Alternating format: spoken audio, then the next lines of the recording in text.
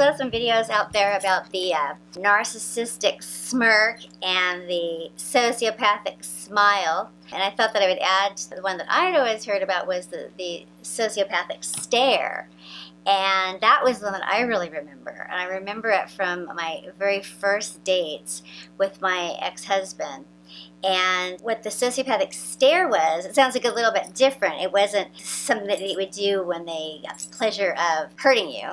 The sociopathic stare was, it would just be this intense stare that was more intense than anyone ever normally looked at you. But I was able to tell myself that it was very flattering and it was like all this attention. But really what it was, he was studying me. He was really studying me.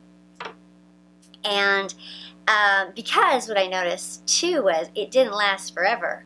The sociopathic stare kind of went out with the love bombing. He was definitely intently staring at me, trying to figure me out in a way that was at first kind of disorienting, but then, like I did with a lot of things back then, is I quickly turned it around to make it so that it was a good thing. As we went on in our relationship, I saw him do this with other people of interest, and I still didn't take it as a bad thing. I took it as like, that he's just a student of people, that he, like, you know, he's interested in people, and that this is an engaging quality. No one ever called him on it, like I did. I did definitely call him on it when I was like, what? You know, you're, what? And because we had a romantic relationship, so we kind of can make it a flirty thing. But I did see him definitely staring at other people, and they didn't seem to notice it the same way that I did. And it definitely wasn't a sexual thing, because I saw him doing it with all the members of my family. First time we met them, my brother, my parents. I saw him doing it with a person that he kind of wanted to emulate through a work colleague person.